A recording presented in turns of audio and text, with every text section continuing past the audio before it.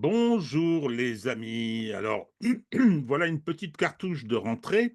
Vous avez eu une cartouche du conflit mondial hier ou avant-hier, je ne sais plus, qui vous a intéressé, semble-t-il. Enfin, c'est pas fini d'ailleurs. Et donc, avant de mettre en place ce qui va constituer une véritable rentrée, ce sera au courant de la semaine prochaine ou peut-être tout début du mois de septembre, où je vous exposerai un petit peu ce qui va se passer, parce qu'il y aura plusieurs projets. On va continuer ce qu'on faisait jusqu'à présent, mais il y aura d'autres projets plus structurés. J'y reviendrai. Donc, soyez fidèles à cette chaîne, mettez des pouces, mettez je ne sais plus ce qu'il faut faire d'ailleurs pour que l'algorithme nous aime. Euh, vous devez nous aimer et vous devez faire tout ce qu'il faut pour que l'algorithme nous aime. Le soutien matériel, alors là, je pense que compte tenu des projets, il faudra qu'on y revienne, y compris avec peut-être un ou deux de ces projets qui sera accompagné par un crowdfunding, c'est-à-dire une cagnotte qui sera spécifiquement affectée au projet en question. Donc, voilà pour ce qui concerne cette présentation. Non, j'allais oublier quelque chose, c'est que, vu du droit, c'est un petit média, un tout petit, mais qui utilise plusieurs supports. Il y a le support sur X, il y a le support sur Facebook, mais Facebook, c'est quand même quelque chose d'un petit peu lugubre. Je suis plus présent sur X, avec bientôt, aujourd'hui ou demain, 70 000 abonnés, ce qui est pas mal, ce qui est sympa. Il y a aussi le blog où sont publiés les articles, relayez les vidéos, le blog, abonnez-vous.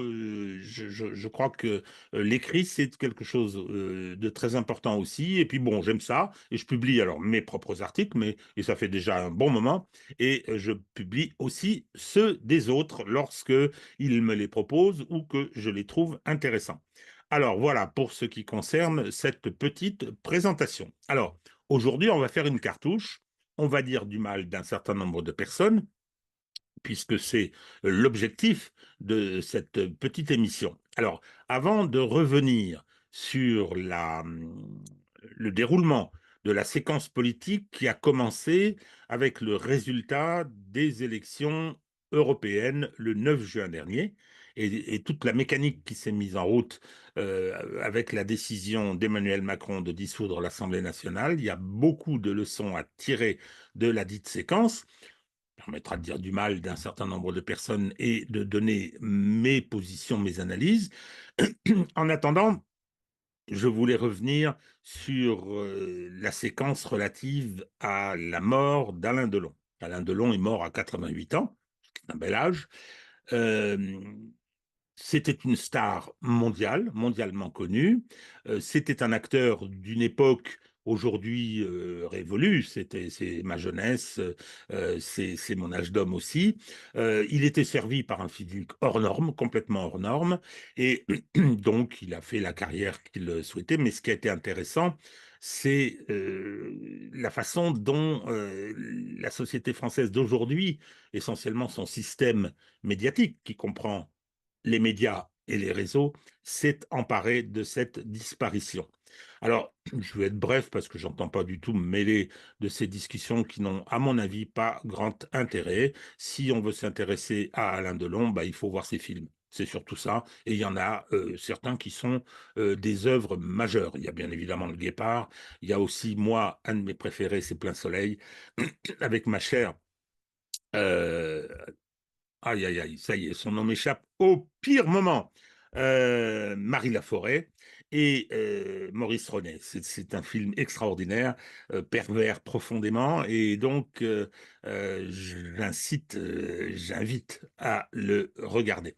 Alors, la disparition d'Alain Delon a permis à Monsieur Guillaume Meurice, le faux comique, je mets le terme comique parce que c'est un peu péjoratif, qui est l'humoriste, qui était l'humoriste officiel de France Inter, payé avec nos impôts, eh bien, ce brave garçon qui n'a strictement aucun talent et aucun humour s'est fait virer. Alors, il essaye d'exister un petit peu, toujours aussi peu drôle, et il a publié, d'un air tout content, il a publié une photo pour disqualifier Alain Delon. Et cette photo, je vous la montre. Donc, on y voit Alain Delon recevoir non pas la Légion d'honneur, comme c'était indiqué souvent sur les réseaux, mais le titre de chevalier des arts et lettres.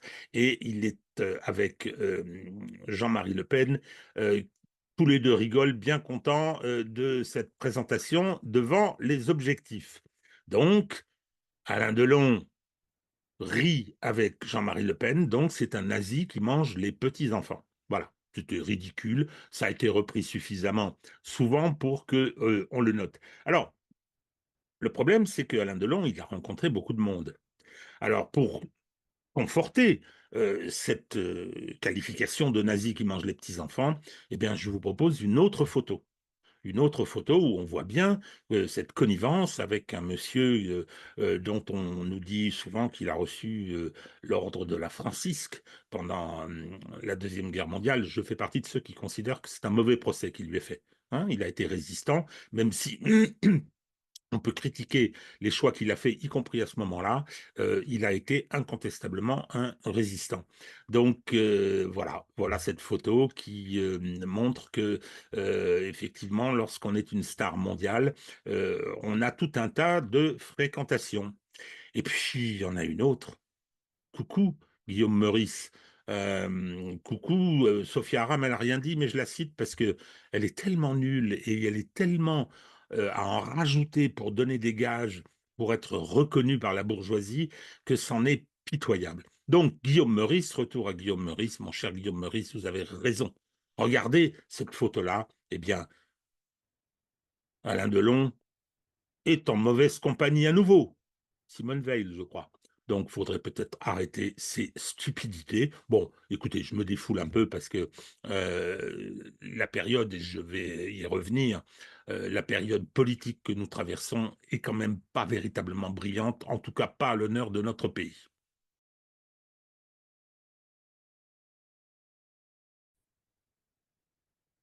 Bon, alors, que s'est-il passé dans notre pays depuis le 9 juin 2024?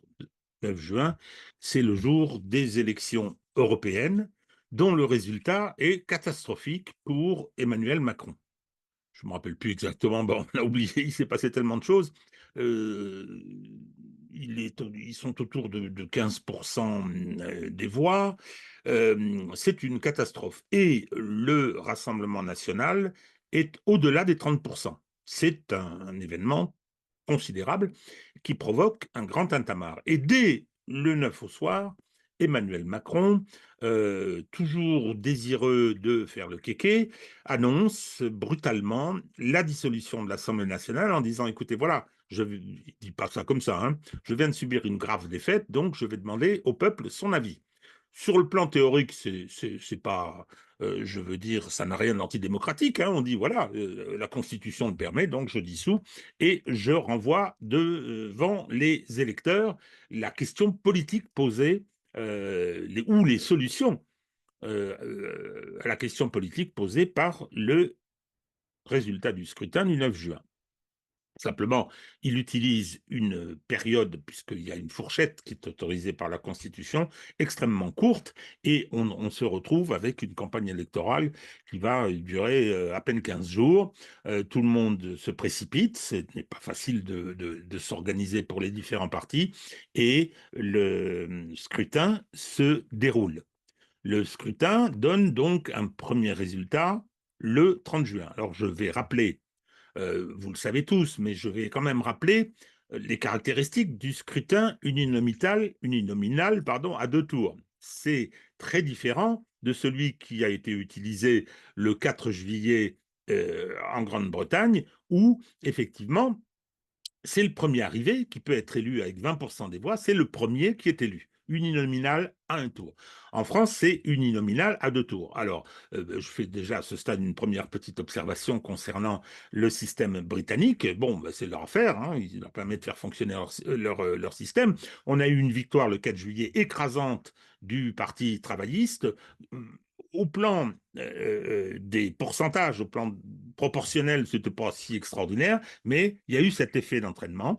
Si nous avions eu ce système en France, il est bien évident que le 30 juin au soir, nous aurions eu une majorité RN quasi écrasante au Parlement. Mais ce n'est pas notre système. Notre système à nous, c'est l'uninominal à deux tours. C'est-à-dire que effectivement, on se prononce, on choisit son camp, on choisit son parti, on choisit le programme qu'il a présenté. La campagne électorale, ça sert à ça. Et voilà, on a une première photographie des rapports de force à l'échelle du pays. Et puis après, il y a le deuxième tour, c'est-à-dire qu'on veut qu'il y ait une majorité susceptible de gouverner, c'est-à-dire qu'on veut transformer les minorités qu'on fait apparaître, quel que soit leur rapport de force, on veut transformer les minorités qui se sont révélées lors du premier tour, on veut les transformer en majorité permettant de gouverner. C'est un système qui est celui le plus utilisé, il y a eu une exception, le plus utilisé euh, sous la Ve République, c'était celui que De Gaulle souhaitait, parce qu'il a ce mérite-là de dégager des majorités. Alors, au soir du premier tour, quels étaient les rapports de force? C'est quelque chose de très important, parce que dans la suite, c'est quelque chose dont il faut tenir compte. C'est une photographie des opinions du pays. C'est mieux qu'un sondage. Et donc, on a retrouvé le Rassemblement national avec 34% des voix, en première position, et en deuxième position, le nouveau Front populaire avec 27% des voix. Bien. Alors, le Rassemblement national, caractéristique de son vote, c'est-à-dire qu'il a multiplié ses voix de 2022 aux législatives, il les a multipliées par 3, et les gens qui ne votaient plus, en fait, depuis déjà un moment, dans les couches populaires, se sont mobilisés. Elles sont venues et elles ont voté en disant, parce que la participation a été très convenable, en disant, voilà, hein, on se remobilise, on revient voter, et pour 34% des Français, on vote pour le Rassemblement national.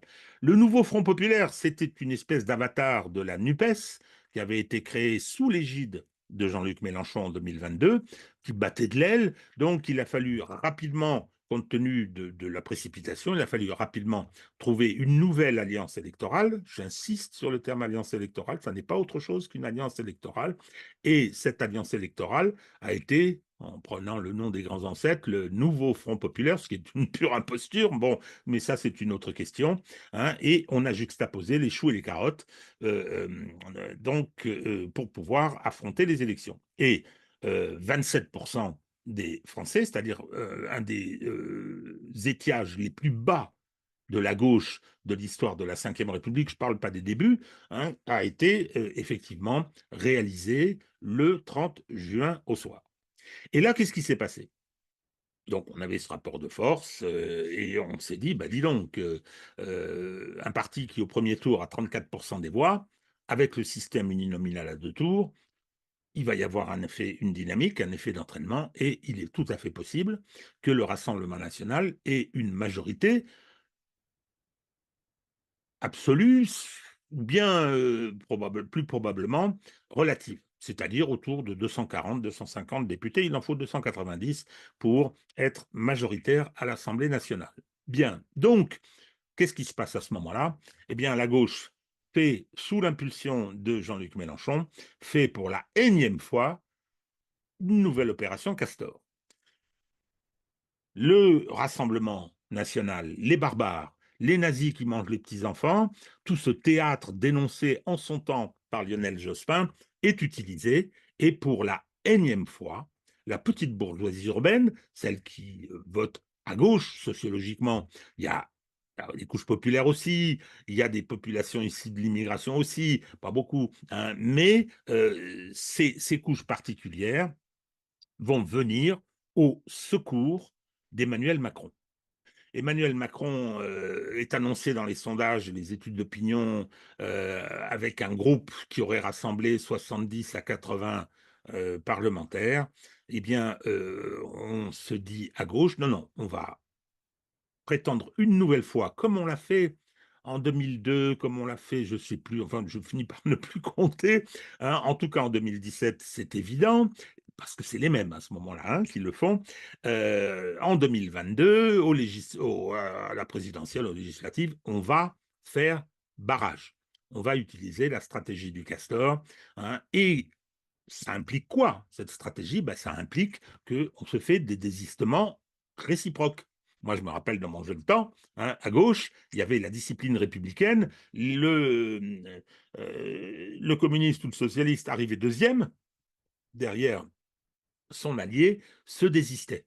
Bon, donc, à son profit. Donc là, on organise ce système au profit du macronisme. On dit, voilà, on va se désister, hein, il ne s'agit pas d'appeler à voter seulement, on va se désister pour les candidats macronistes, pour les gens qu'on a combattus de façon soi-disant inexpiable pendant 2 ans, et on va appeler à voter pour eux. On va pas leur mettre d'adversaire. Les autres ont fait pareil, les autres les macronistes ont fait pareil, et on s'est retrouvé avec la fameuse surprise du 7 juillet. Surprise, c'est-à-dire que les sondages se sont trompés. Les sondages se sont trompés parce qu'ils ont sous-estimé la volonté de 66% des Français, c'est-à-dire ceux qui n'avaient pas voté pour le Rassemblement national au premier tour, et ben ces gens-là ne voulaient pas de celui-ci au pouvoir. Et par conséquent, dans la mesure où les états-majors leur avaient dit, mais voilà, il faut parce qu'ils sont méchants, hein, donc ils sont nazis, il faut absolument voter contre eux, et faire élire Madame Borne, Gérald Darmanin, je cite souvent cela, et avec un résultat qui est quand même assez extraordinaire au final. C'est-à-dire qu'on a un bloc politique qui s'est constitué, lequel bloc politique comprend la droite classique, traditionnelle, la droite macroniste, parce que le macronisme, c'est d'abord une droite, mais il a une partie de gauche. Alors, je mets gauche entre guillemets dès maintenant, et chaque fois que vous m'entendrez utiliser le terme gauche, ce sera entre guillemets. Ces gens ne sont absolument pas de gauche au sens traditionnel du terme, c'est une blague. Bon, toujours est-il qu'il y a une tendance dans le macronisme, puisque Macron est issu du Parti socialiste. Il était le candidat du Parti socialiste en 2017, il ne faut pas se raconter d'histoire. Hein, c'était vraiment lui. Il a été soutenu par tous les classiques, par tous les éléphants, par tout l'appareil d'État socialiste, la haute fonction publique. Bon, je reviendrai là-dessus dans une autre émission. C'est un des projets sur le coup d'État de 2017. Toujours est-il que euh, le macronisme, finalement, quand on regarde bien, le macronisme qui est issu du scrutin du 7 juillet, eh ben, c'est la droite classique, c'est le macronisme de droite, le macronisme de gauche et le nouveau Front populaire. Voilà, c'est tout. C'est ce bloc-là qui est majoritaire dans le pays, incontestablement, et par conséquent, qui s'est opposé à l'arrivée du Rassemblement national au pouvoir. Alors, le Rassemblement national, il subit une défaite par rapport à ce que prévoyaient les sondages, mais il augmente de façon considérable son nombre de voix, parce que les gens qui s'étaient mobilisés au premier tour se mobilisent également au deuxième, et ensuite, il augmente son groupe dans des proportions extrêmement importante. Quand on pense qu'avant le scrutin de 2022, ils avaient, je ne sais plus, 5 ou 6 députés, maintenant ils se retrouvent avec 140, je crois. Enfin bon, je ne vais pas donner les chiffres exacts à l'unité près, c'est pas très intéressant. En revanche, en revanche, il a en face de lui une, euh, une force politique, un bloc politique qui est effectivement extrêmement important.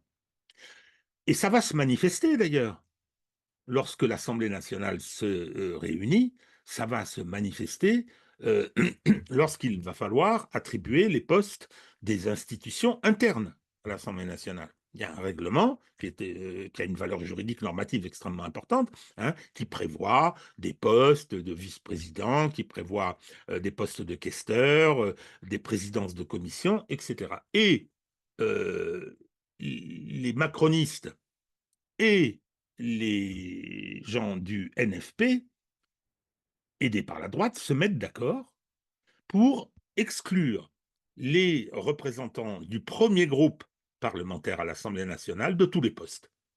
Alors on va réélire, bien évidemment, on va réélire Madame Braun-Pivet pour bien montrer que c'est Macron qui a gagné le scrutin du 7 juillet. Alors, je vais reparler de cette prétention qu'on a entendue pendant des semaines et des semaines, prétention selon laquelle la gauche aurait gagné, la gauche toujours entre guillemets, aurait gagné les élections législatives. C'est simplement une blague. Celui qui a sauvé ses fesses, grâce à Jean-Luc Mélenchon, grâce à Olivier Faure, grâce aux dirigeants du nouveau Front populaire, eh bien, c'est Macron. Si Macron, qui a 160 et quelques députés à son service, n'avait pas eu ses ralliements, il en aurait eu 70. Ça crée un tout autre rapport de force. Ah oui, mais le problème, c'est que le Rassemblement national aurait eu encore plus de voix. Et lui, on n'en veut pas, ce qui est une position politique légitime. On a le droit de ne pas souhaiter que le Rassemblement national arrive au pouvoir, alors que, bon, effectivement, il représente un tiers des électeurs français, je n'ai pas dit un tiers des Français, parce qu'il y a ceux qui ne votent pas, mais un tiers des électeurs français, c'est-à-dire que quand vous sortez dans la rue, hein, si vous tombez sur trois électeurs, il y en a un qui vote RN. Hein, ça finit par faire du monde. Alors, ils n'habitent pas aux mêmes endroits, ça c'est clair. Bon, donc, mais vous risquez pas de les retrouver ensemble dans la rue ou au bord du canal Saint-Martin. Bon, donc, voilà, pour ce qui concerne ce résultat du 7 juillet et les premières conséquences qu'il a, c'est-à-dire Macron est réinstallé. Il était très en difficulté le 9 juin au soir avec ce résultat calamiteux. Là, là, il s'en tire. Là, il s'en tire, il dit, voilà, personne n'a gagné. Personne n'a gagné. Si, vous avez gagné, Monsieur le Président. C'est vous qui avez gagné. Vous avez sauvé votre situation qui était très, très obérée le 9 juin. Et, par conséquent, vous êtes en mesure de nous dire, eh bien, écoutez, c'est les Jeux Olympiques, alors on va attendre un peu. Hein. Je prends la décision, j'accepte la décision de Gabriel Attal de démissionner, ce qui est une décision parfaitement conforme au fonctionnement des institutions, puisqu'il y a une nouvelle Assemblée nationale qui a été élue, donc il va falloir nommer un gouvernement qui va se présenter devant elle. Bien. Et donc, d'ailleurs, à cette occasion, j'insiste, hein, le président nomme le Premier ministre, mais celui, et son gouvernement, bien sûr, et celui qui le choisit, j'utilise ces termes exprès, c'est le pouvoir législatif qu'il contrôle. On est dans une république parlementaire avec un exécutif puissant, hein, le parlementarisme rationalisé, selon De Gaulle. Toujours est-il que euh, cette nuance est importante. Donc, voilà, pour ce qui concerne la situation après le 7 juillet et après l'installation de la nouvelle Assemblée nationale. Et Emmanuel Macron dit, bon, bah, écoutez, vous allez, comme c'est les Jeux Olympiques, c'est un moment important, ce qui était tout à fait exact, c'est un moment important, eh bien, on va vous demander d'expédier les affaires courantes et par conséquent, vous allez continuer à faire votre boulot comme si de rien n'était, mais vous êtes quand même démissionnaire, ce qui fait que beaucoup d'entre vous ont été, merci Jean-Luc Mélenchon, merci Olivier Faure, merci Marine Tondelier, ont été réélus. Hein. Il va falloir qu'ils aillent à l'Assemblée nationale avec la double casquette. Hein. Je suis ministre démissionnaire, mais je suis quand même parlementaire pour pouvoir élire qui il fallait dans les différentes instances internes de l'Assemblée nationale et surtout, virer le Rassemblement national de tous les postes dont il en occupait certains après 2022. Hein. Il ne s'est rien passé. On n'a pas eu de coup d'État nazi, etc. Non, non. Mais ils ont exercé leur mandat, plus ou moins bien, j'en sais rien. Hein. Mais non, là, cette fois-ci, il fallait quand même rappeler que les barbares étaient aux portes. Donc, voilà pour ce qui concerne l'installation de ce système, parce que c'est un système, ce système avec ce bloc qui est au pouvoir, ou en tout cas qui a les moyens d'y être, c'est-à-dire l'alliance d'Emmanuel Macron et du NFP. Bon, alors il va y avoir les Jeux Olympiques, cette espèce de village Potemkin. Je n'ai pas très bien vécu cette séquence. J'ai trouvé que c'était très artificiel, enfin c'était prévisible. Tous les moyens ont été mis, mais des moyens considérables pour que ça se passe bien. Alors bon, là, je trouve ça relativement logique, mais il ne faut pas se raconter d'histoire. Moi, j'étais de ceux qui étaient inquiets, qui pensaient qu'il y avait beaucoup de risques. Ben, finalement, ça ne s'est pas produit, mais clairement, c'est quelque chose qui a été organisé en France à la gloire d'Emmanuel Macron d'abord, et puis verrouillé à la fois par les forces de police, l'appareil d'État euh, répressif. Alors, il n'y a pas eu de répression, mais on a mis tout en place. Enfin, je veux dire, le spectacle de Paris avec les grilles, avec un flic tous les 10 mètres et tout, était quand même tout à fait extraordinaire.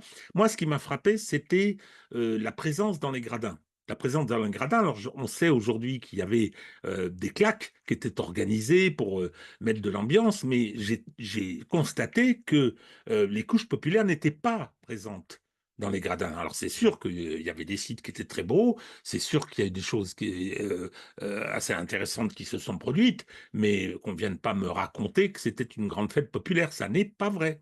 Ça n'est pas vrai. C'était les couches moyennes. C'était les couches moyennes urbaines qui avaient les moyens, d'ailleurs, déjà les moyens de venir et qui en ont profité. Grand bien pour elles, mais on nous a vendu ça avec un chauvinisme extraordinaire, avec une propagande, un déferlement. Bon, écoutez, je m'arrête là.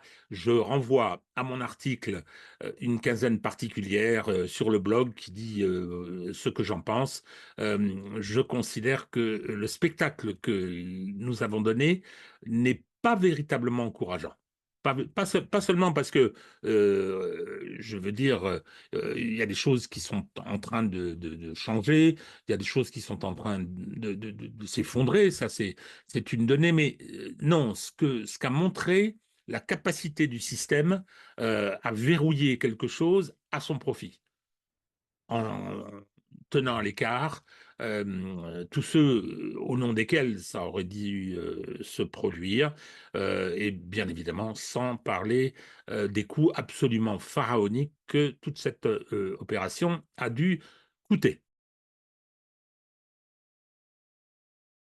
Bon, donc les Jeux Olympiques se sont déroulés avec une petite musique permanente, selon laquelle la gauche avait gagné les élections législatives du haut de ses 170, 180 députés, peut-être un peu plus, j'insiste, je ne fais pas les additions, mais incontestablement et avec cet aspect extrêmement intéressant sur le niveau tactique de M. Jean-Luc Mélenchon, c'est-à-dire qu'il a perdu des sièges, il a perdu aussi des dirigeants qui sont partis et il a remis en selle le Parti socialiste. C'est assez inouï parce que à l'élection présidentielle de 2022, le PS représenté par Anne Hidalgo était au fond du trou. Il était hégémonique sur la gauche, ce qui lui a permis de faire la NUPES.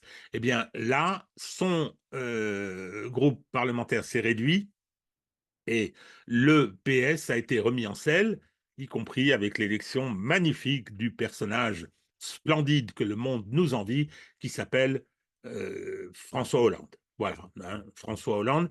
Pour moi, c'est l'incarnation de ce qui s'est produit à gauche, toujours entre guillemets, c'est l'élection de François Hollande, qui a été intronisé par le NFP et qui a été voté, alors qu'il est en difficulté au premier tour, grâce aux voix du macronisme de droite et probablement aussi aux voix de la droite traditionnelle. Voilà, bon, très bien.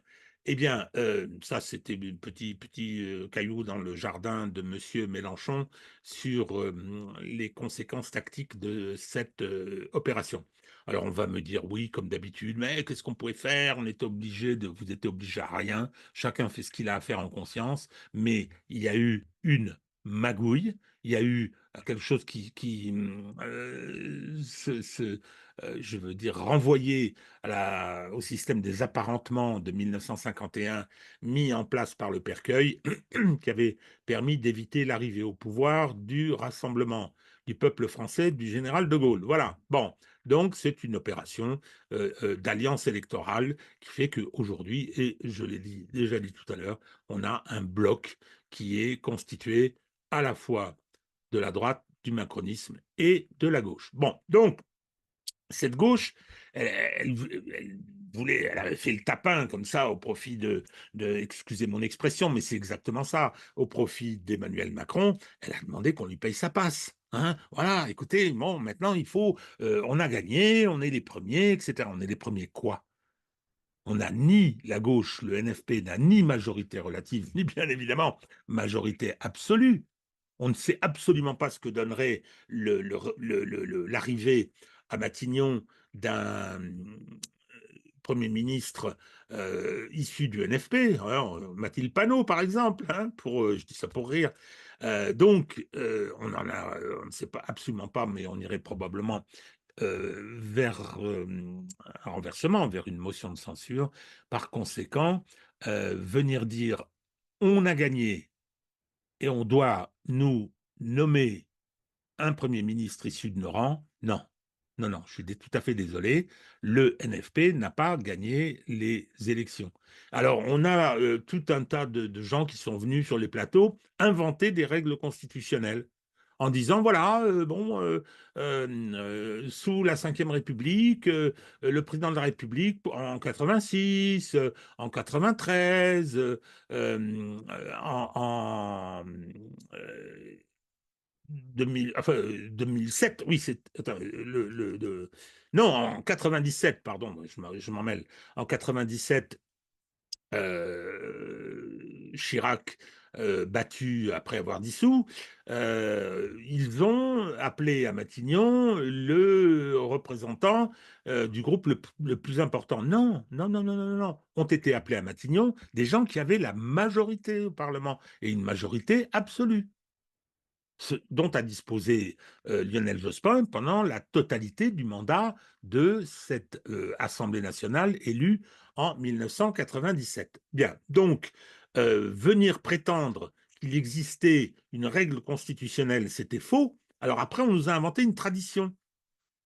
Sous la Ve République, c'est totalement bidon. C'est pas vrai. Il y a peut-être quelques traditions dont on aurait pu s'inspirer pour le régime de la Troisième, ou qui était un régime parlementaire, ou celui de la Quatrième, qui était un régime d'assemblée, c'est-à-dire un système parlementaire complètement perverti, peut-être, mais en tout cas, importer ce genre de tradition, si tant est qu'elles existent, pour la Constitution de 1958, c'est n'importe quoi. Non, la gauche n'a pas gagné les élections. Il n'y a aucune règle constitutionnelle, aucune règle de tradition républicaine qui imposait à Emmanuel Macron de nommer un candidat pour Matignon, un Premier ministre issu des rangs du NFP.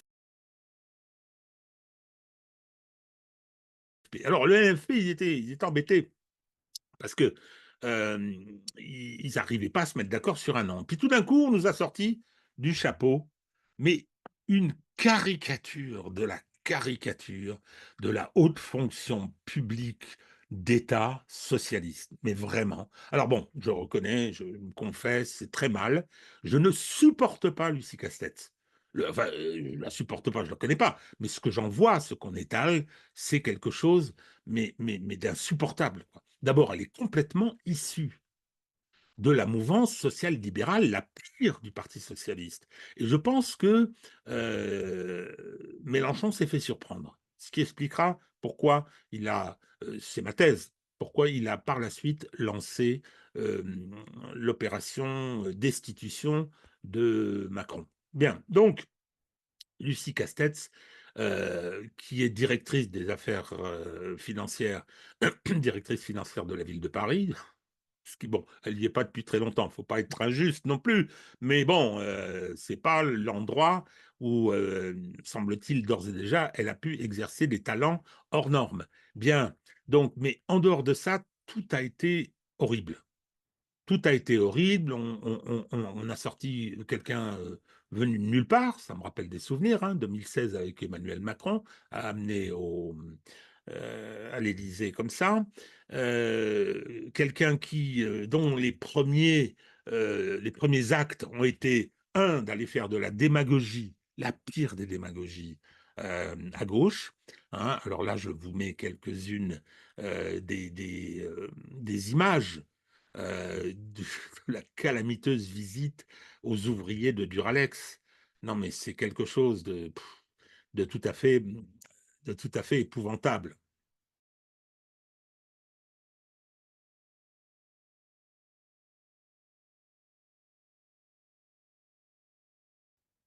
Madame Castex se déguise en ouvrière.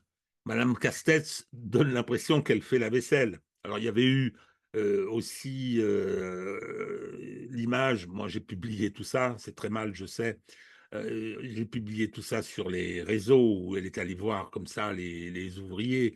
Et puis après, bon, bah, chasser le naturel, il revient au galop. Elle s'est précipitée dans Paris Match, le journal de Bolloré, et de, euh, je sais plus, là, de Lagardère.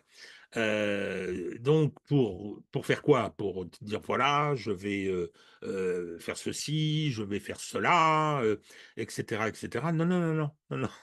Elle est allée dans Paris Match nous annoncer triomphalement qu'elle était homosexuelle, qu'elle était mariée.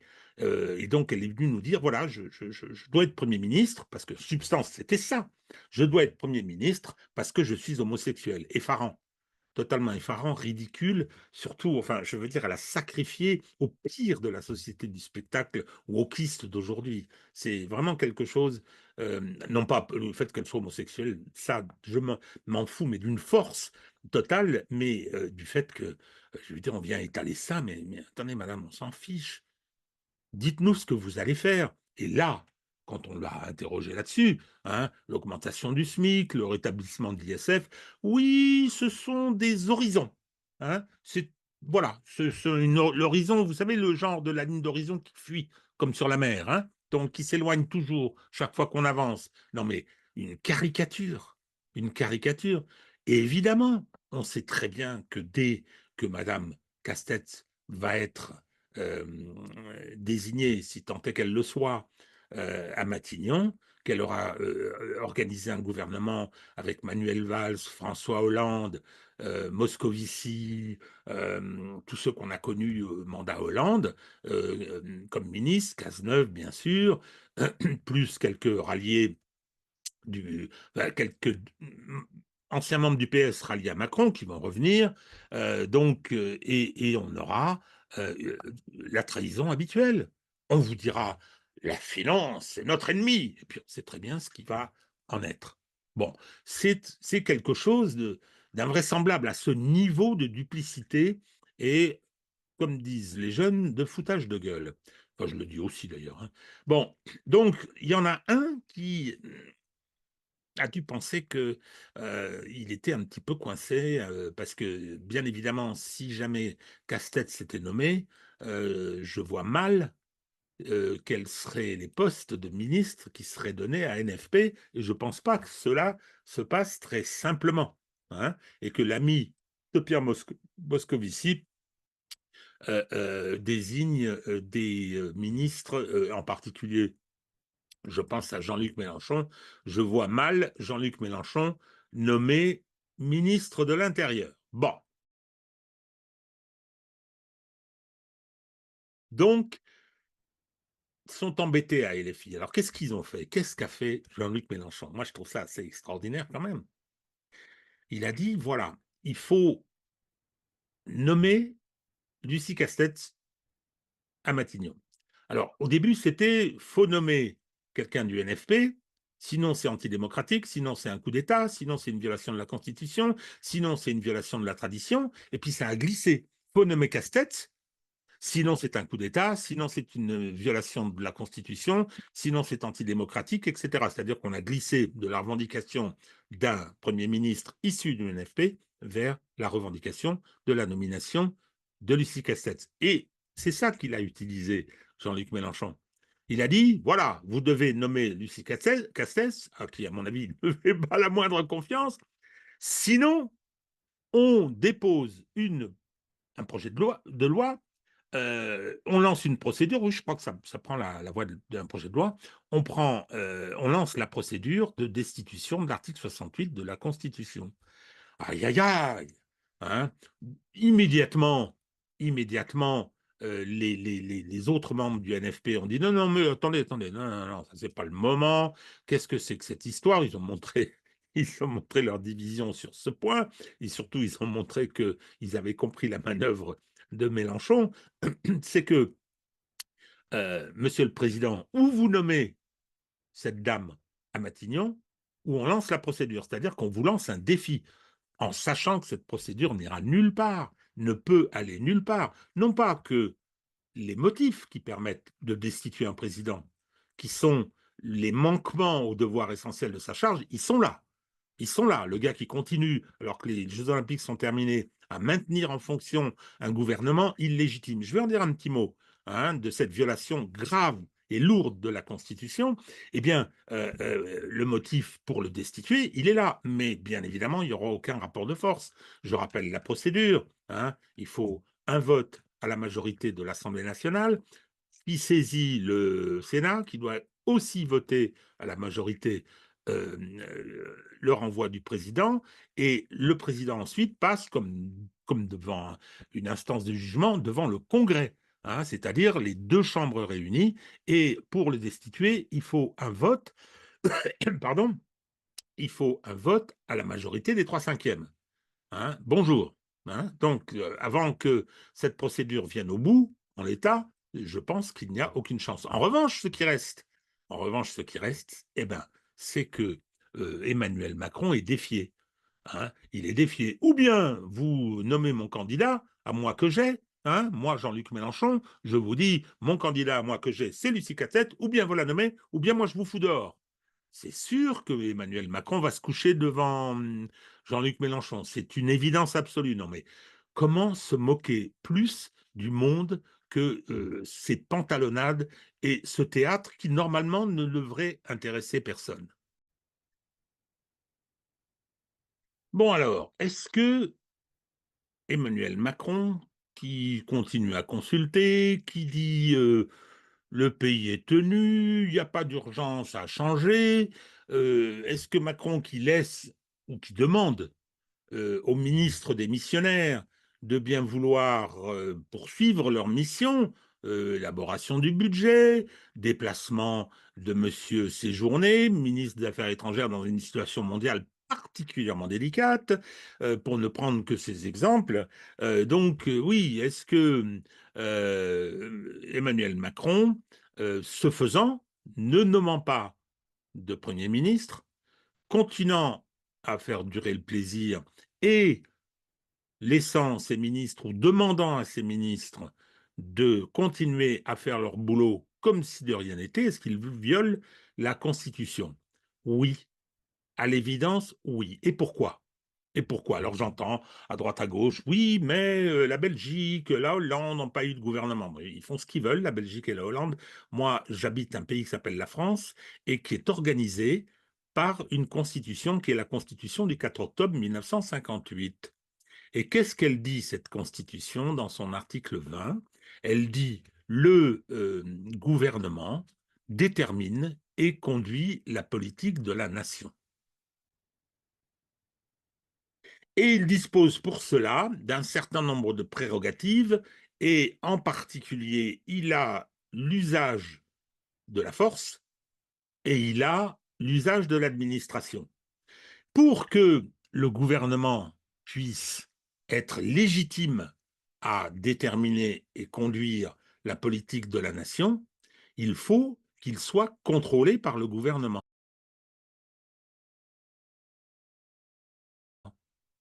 Alors le gouvernement, il peut lui poser la question de confiance, mais il peut ne pas la lui poser, mais être renversé à tout moment par une motion de censure. Donc, à partir du moment où l'Assemblée nationale nouvelle a été installée, elle est dotée de tous ses organes, sans le Rassemblement national, eh bien, à partir de ce moment-là, la France doit être dotée d'un gouvernement responsable devant cette Assemblée nationale. Ça n'est pas le cas aujourd'hui. Ça n'est pas le cas. C'est-à-dire que le président de la République, dès lors que l'Assemblée nationale est installée, doit nommer un gouvernement. La Constitution nous dit, le président nomme le Premier ministre, puis après le gouvernement sur proposition du Premier ministre, etc. Mais c'est une obligation. C'est une obligation constitutionnelle, évidemment. C'est exprimé au présent. Alors qu'on considère qu'il y a eu, c'était la période de l'été, qu'il y a eu besoin d'une adaptation, qu'on considère que les Jeux Olympiques étaient un événement qui nécessitait que l'appareil d'État soit au garde à vous pour en assurer le bon déroulement, je veux bien, mais courte période. Mais maintenant, c'est terminé. Mais maintenant, c'est terminé. Madame Belloubet n'est absolument pas légitime à organiser la rentrée. Ce n'est pas une expédition des affaires courantes. Surtout que la Constitution ne prévoit pas l'expédition des affaires courantes. Simplement, c'est un concept qui dit qu'il faut bien que la boutique continue à tourner. Mais c'est tout. Mais c'est tout. Toutes les décisions qui relèvent de la détermination et de la conduite de la politique de la nation ne peuvent être faites que par un gouvernement légitime, nommé, dont le Premier ministre est nommé par le président de la République, dont les ministres sont nommés par le président de la République sur proposition du Premier ministre, et puis c'est tout. Donc actuellement, est gouvernée, la France est gouvernée par une bande illégitime. En bon français, ça s'appelle un coup d'État. Je suis tout à fait désolé, c'est un coup d'État. Les gens qui dirigent les ministères, qui dirigent les administrations, ne sont pas légitimes démocratiquement à le faire. Donc ça, c'est un manquement grave au, au fonctionnement des institutions. Ça, c'est un motif qui justifierait que la procédure de destitution soit engagée. Elle ne le sera jamais. On le sait très bien. La lâcheté du monde politique l'empêche totalement. Moi, en temps normal, depuis le temps que ça dure, plutôt que les rodomontades à droite à gauche de Jean-Luc Mélenchon, d'Olivier Faure, de Marine Tondelier ou de qui sais-je encore, ou de Mathilde Panot et compagnie, non, non, ça va bien. Ou on envoie Louis Boyard aussi, pourquoi pas. Il doit y avoir une conférence de presse avec tous les chefs de groupe ou tous les chefs de parti en disant ça n'est pas possible. Ça n'est pas possible. Il doit y avoir un Premier ministre qui doit désormais être nommé. Surtout que, bon, on peut se dire, en s'inspirant des républiques parlementaires précédentes, il faut que, compte tenu de la situation politique au sein de l'Assemblée nationale et de la fausse existence de trois groupes, hein, je l'ai dit, il y en a deux. Mais on peut dire, OK, on va nommer un Premier ministre et non, pardon, on va envisager de nommer un Premier ministre, on va discuter, on va rencontrer et discuter, négocier, et on va venir ensuite voir le président de la République en lui disant, voilà, on a un Premier ministre, il a l'accord des différents groupes et il peut constituer une majorité. Par conséquent, relative ou absolue. Parce que la majorité relative, c'est ce qu'a fait Elisabeth Borne. Elle a gouverné avec une majorité relative. Et pourquoi a-t-elle pu le faire? Parce qu'il y a eu le 49-3 et que tous se sont dégonflés dans ce Parlement de voter des motions de censure par crainte de la dissolution, évidemment. Là, on ne peut plus dissoudre, hein, donc on peut les voter tranquillement. Les motions de censure, merci Emmanuel Macron, avec cette espèce de coup, enfin, de balle qui s'est tirée dans le pied avant que Jean-Luc Mélenchon et Olivier Faure viennent le sauver.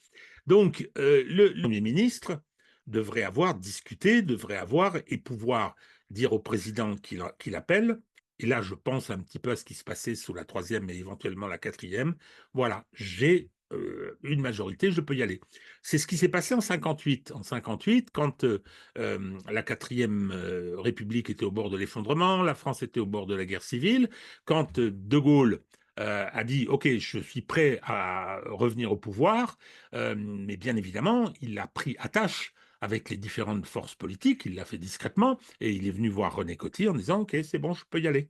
Hein, il a été nommé par le président de la République, par René Coty, et il est venu devant euh, la Chambre, hein, à l'époque c'était comme ça qu'on l'appelait, obtenir obtenir la confiance. On oublie souvent que De Gaulle a été le dernier président du Conseil de la quatrième République.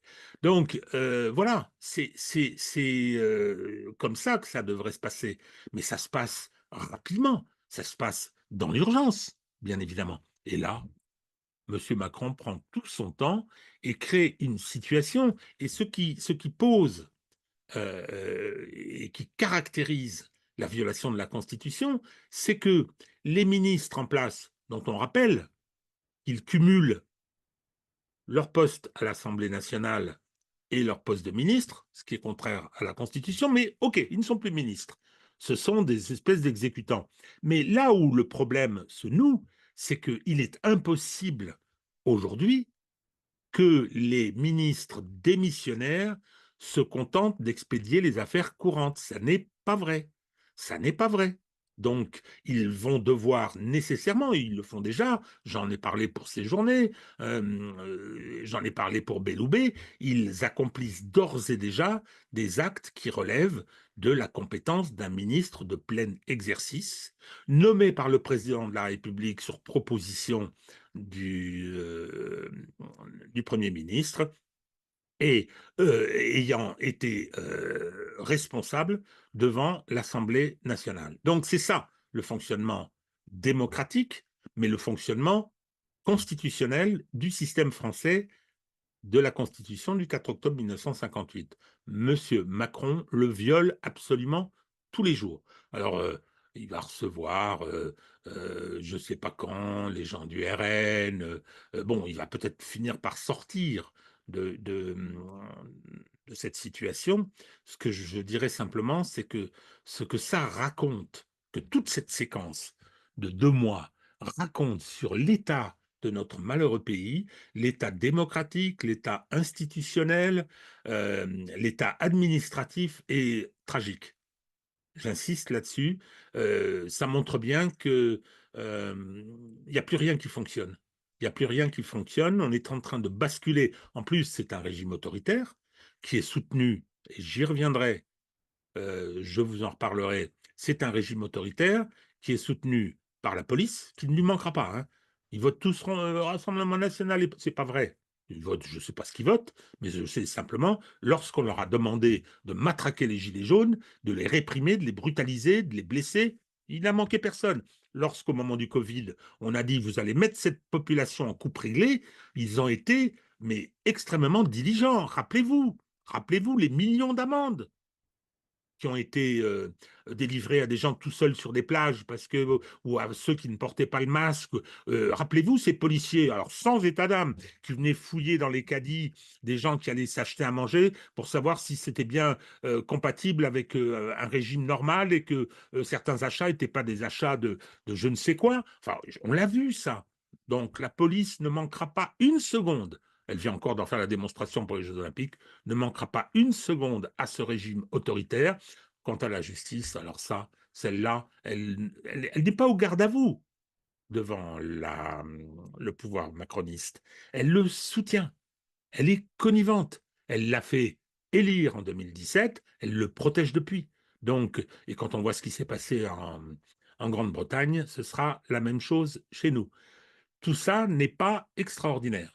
Ce que raconte cette séquence sur la vérité de la France d'aujourd'hui, désolé, mais ça n'est pas fameux. Voilà, j'ai été comme d'habitude beaucoup trop long, mais je tenais un petit peu à me défouler, hein, et à faire part de cette analyse par les voies de la vidéo qui est un support parfois fort pratique. À très bientôt.